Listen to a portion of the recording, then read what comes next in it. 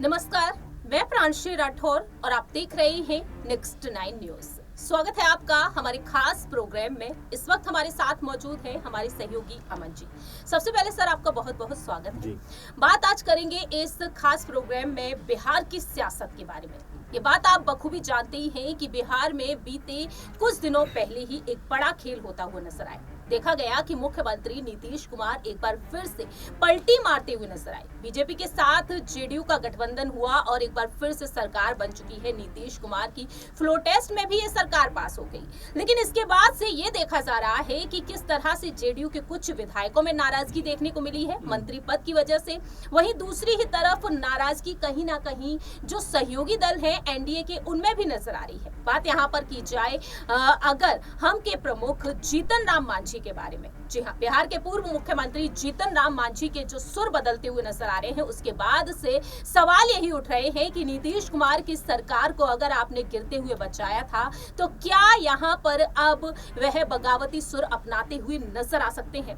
सबसे पहला सवाल यही रहेगा मन जी कि आखिरकार जीतन राम मांझी की नाराजगी की बड़ी वजह यहाँ पर अब क्या कुछ हो सकती है। देखिए, कई सारे सवाल हैं जो लगातार बनते हुए दिखाई पड़ते हैं, क्योंकि अगर बिहार की राजनीति को आप समझें तो नजर आता है कि वहाँ पर जितने दल हैं उनके अलग अलग राजनीति करने का ढंग भी है। आप देखें कि जेडीयू की बात कर सकते हैं आपकी, वो एकदम अलहदा राजनीति करते हुए दिखाई पड़ते हैं। कभी आरजेडी के साथ में नजर आते हैं, कभी बीजेपी के साथ में नजर आते हैं, तो विचारधारा कहीं भी दिखाई नहीं पड़ती। वहीं आप मांझी का जिक्र करें, देखिए जाहिर बात है कि हर एक को अपनी जो इच्छाओं को पूरा करने का कहीं ना कहीं खुद पे यकीन होता है, इसलिए वो अलग राह चुनते हुए नजर आते हैं। मांझी ये कभी जेडीयू के साथ ही हुआ करते थे, लेकिन जैसे नीतीश कुमार से इनका कह सकते हैं खटास रिश्तों में आई, उसके बाद ये अलग थलग पड़ जाते हैं और अपनी अलग पार्टी बना लेते हैं। और फिलहाल बात करें तो 4 विधायक इनके पास मौजूद हैं, और यही बात अगर आपको याद हो कुछ दिनों पहले उन्होंने कही थी कि मुझे भले ही नीतीश कुमार ने जो मुख्यमंत्री बनाया हो, लेकिन मैंने भी उनको मुख्यमंत्री पद उनका बचाकर कहीं ना कहीं जो एहसान था उसको बराबर कर दिया। तो आप समझ सकते हैं कि जो बिहार की राजनीति है उसमें किस तरह की तनातनी का माहौल है। खासकर जो एनडीए के जितने भी दल हैं,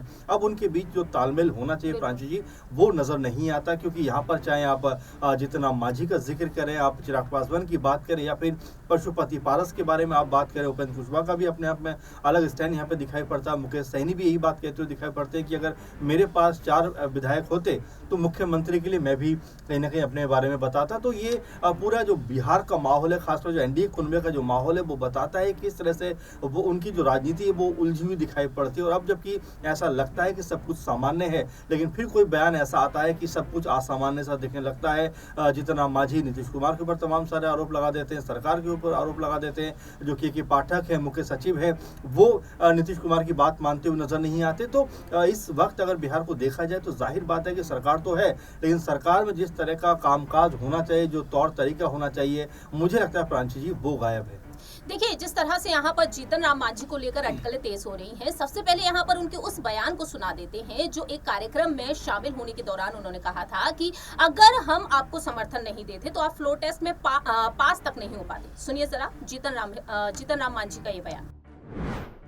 कह रहे थे कि आप दूसरे के चक्कर में पड़ करके आज हमको बाहर कर दिया, लेकिन आज आ गए तो बहुत अच्छी बात है, हम स्वागत करते हैं। और आज ऐसी स्थिति आई कि जब चुनाव आ गई बात वोट का, तो आपको मैं बताना चाहता हूँ, आप भी ये बताइएगा, 122 मेंबर जब होंगे तो मेजॉरिटी होती है, और अगर एक भी घट जाएगा 121, तो जिस प्रकार से केंद्र में अटल बिहारी वाजपेयी सरकार को स्वर्गीय हमारे रामविलास पासवान जी एक वोट से हट गए तो सरकार गिर गई थी, वही नतीजा होता। 125 वोट आया और 4 वोट हमारा था। 125 में 4 अगर हट जाते तो कितना होता? 121, मतलब 1 वोट से सरकार खत्म हो जाती। हम वहाँ पर चट्टान की तरह खड़ा होकर के कहा कि नहीं, हम नहीं हटेंगे, हम नीतीश कुमार के साथ देंगे। तो जो पीछे खड़े थे 10 विधायक, जब हम आ गए तो वो भी 10 को आ गए, तो आपने देखा कि 130 का नंबर आ गया इनके साथ। तो मेरा कहने का मतलब है, हमको उन्होंने बनाया था मुख्यमंत्री, तो हम भी दावे के साथ कर सकते हैं या हमारा गरीब कर सकता है कि जीतन मांझी ने भी नीतीश कुमार को बदला चुका दिया। फिलहाल देखा जाए तो मांझी की इसी बयान के चलते अब बिहार में सियासी सरगर्मियां तेज हो चुकी है और उनके इस बयान को सुनने के बाद अब देखा जाए तो मैदान में जिस तरीके से तेजस्वी यादव एक्टिव हो चुकी हैं, वह भी यात्रा निकालते हुए नजर आ रहे हैं। लेकिन इस बीच उन्होंने जीतन राम मांझी के बयान को सुनने के बाद उनकी खुलकर तारीफ की है।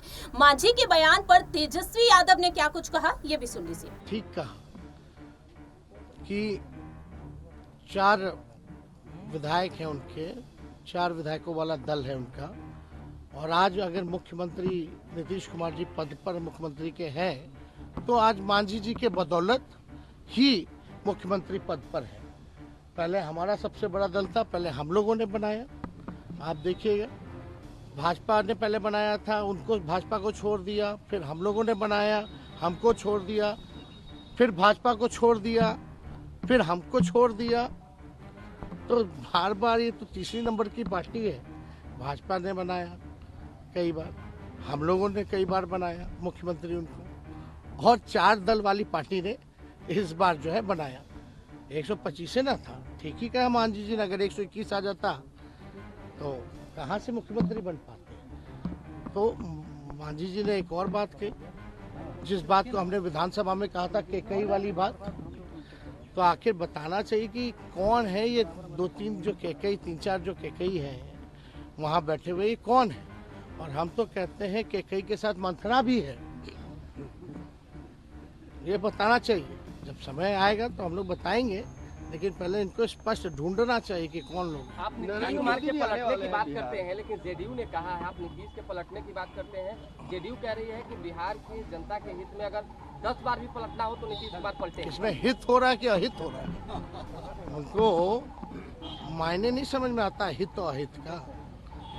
बताइए, इस तरह का बयान दे रहे हैं, तब तो पलटते रहो, हर दिन पलटते रहो। सुबह कुछ और आदेश दो और शाम में कुछ और आदेश लो। अरे एक अधिकारी तो बात मान ले। आपने सुना कि किस तरह से मांझी की वह तारीफ करते हुए नजर आए। अमन जी, जिस तरह से तेजस्वी यादव ने उनकी तारीफ की, इसके बाद से अब ये कहा जा रहा है कि कहीं ना कहीं दोनों ही एक साथ नजर आ सकते हैं।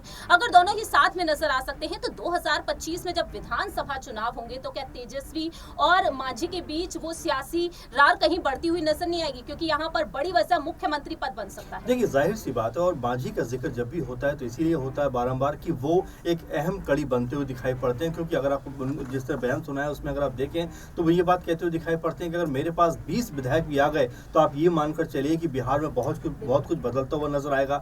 शराबबंदी जो हो रखी है वो बदल जाएगी, मुख्यमंत्री के तौर पर भी जो है हमारी तरफ से कोई सामने आता हुआ नजर आएगा। तो मांझी के सपने तो बड़े हैं, लेकिन क्या उन सपनों को पूरा करने के लिए जमीन चाहिए उनके पास वो है? क्योंकि एनडीए की अगर बात करें तो अगर लोकसभा सीटों की ही बात कर ले तो लगता नहीं कि उनको एक सीट से अधिक यहाँ पर जो बीजेपी है वो बिहार के अंदर देती हुई नजर आएगी। अगर ऐसा होता है तो बिल्कुल वो जो इंडिया गठबंधन की तरफ अपना रुख कर सकते हैं, वहां पर 2-3 सीटों पर हो सकता है उनको चुनाव लड़ने का मौका मिल जाए, तो कुछ भी संभव है। और जैसा कह सकते हैं कि मांझी जो है इस समय उनका जो रुख है वो दिखाई पड़ता है कि आरजेडी की तरफ नजर आता है, वहीं तेजस्वी उनकी तारीफ करते हुए दिखाई पड़ते हैं, जो संबंध बनते हुए दिखाई पड़ रहे हैं। जाहिर बात है कि आने वाले चुनावों में, आने वाले विधानसभा चुनावों में जरूर कोई बिहार में बड़ा खेल करते हुए नजर आ सकते हैं। और जाहिर बात है कि जो मांझी लगातार अपने लिए बातें कह रहे हैं कि मेरी संतान आने वाले दिनों में बिहार की मुख्यमंत्री बनेगी, तो हो सकता है कि उनकी तरफ से ही कोई एक ऐसा बड़ा चेहरा निकलकर सामने आ जाए। क्योंकि ऐसा बारंबार हम देख चुके हैं कि झारखंड में भी जो मधु कोड़ा